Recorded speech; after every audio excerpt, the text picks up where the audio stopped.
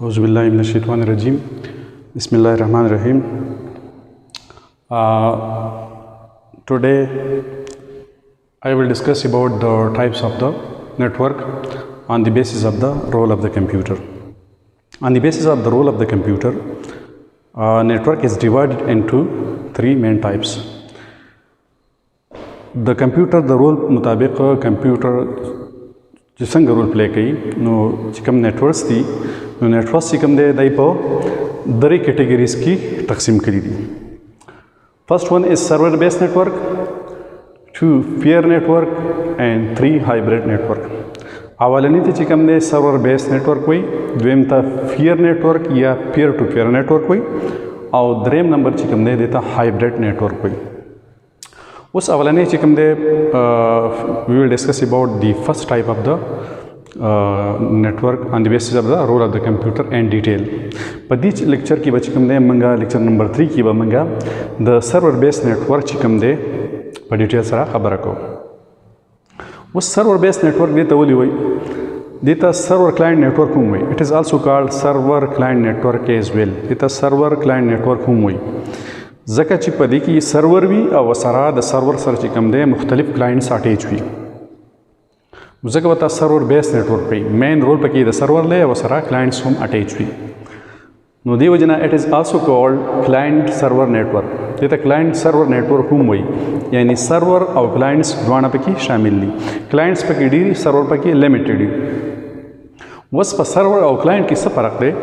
सर्वर चिकम दे द मेन कंप्यूटर दे द पावरफुल कंप्यूटर दे द प्रोसेसिंग स्पीड सेवा दे पनिस्बत द क्लाइंट्स कंप्यूटर. अवला ने खबर खुदा शो द्वेम खबर दादा ची क्लाइंट्स कंप्यूटर चिकम वी नो द सर्विसेज द पारा रिक्वेस्ट के चाहता सर्वर था और सर्वर चिकम दे नो द सर्विसेज प्रोवाइड कई मुख्तलिफ द फ्रंटिंग द पारा या मतलब द दे नोर्स इंफॉर्मेशन द पारा द चिकम सर्वर दा दगा इंफॉर्मेशन या दगा रिसोर्सेज प्रोवाइड कई. नो दी पहचान बसंग कीगी दी पहचान द सर्वर न कीगी चकला पे नेटवर्क की सर्वर मौजूद हो. नो दी मतलब दादे चिदा बस सर्वर बेस हो नेटवर्क भी नो जगह वदवले she identified by the presence of server on the network. The दी पहचान द सब कीगी द प नेटवर्क की चिकम सर्वर भी का फर्ज का नेटवर्क की सर्वर हो. नो दी मतलब दा चिदा सर्वर बेस हो नेटवर्क दे.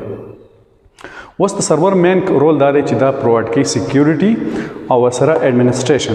नेटवर्क द सिक्योरिटी हम वर्क कई और वसरा सर्वर की एडमिनिस्ट्रेशन हम पर परफॉर्म कई द वन फाइल ऑर्गेनाइजेशन दागी मैनेजमेंट द सर्वर कर दे.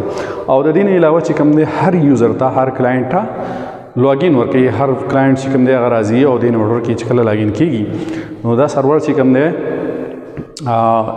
आगता यूज़र नेम और सरा पासवर्ड हम असाइन कई. नो प्रोटेक्शन सरा प्रोटेक्शन सिक्योरिटी और सरा एडमिनिस्ट्रेशन चिकम फाइल चिकम मैनेजमेंट है आगा हम द सर्वर कर दे.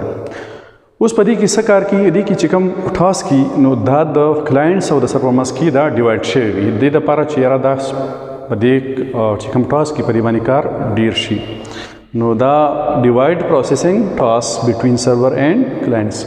सर्वर बेस्ड नेटवर्क सकी द प्रोसेसिंग चिकम टास्क की द सर्वर और क्लाइंट्स पर मस की तकसीम बल फंक्शन दसर द क्लाइंट से कर दे clients request for services such as file storage and printing. Client से कई क्लाइंट चिकम दे नो द सर्विसेज द पारा रिक्वेस्ट कई लका फॉर एग्जांपल फाइल स्टोरेज दे या मत प्रिंटिंग का वाड़ी क्लाइंट्स का वाड़ी दब और रिक्वेस्ट लीगी ज़्यादा सर्वर था. नो सर्वर बुद्धे परमिशन वर्की आगा परमिशन बदा एक्सेप्ट रिक्वेस्ट पर एक्सेप्ट कई नो बिया बहुत परमिशन वर्की दा डिपेंड कई पर सर्वर बानी से whether it is allow permission और not. If it allow the permission, then the clients will be able to print a document or something else, or it may be store a file over the network.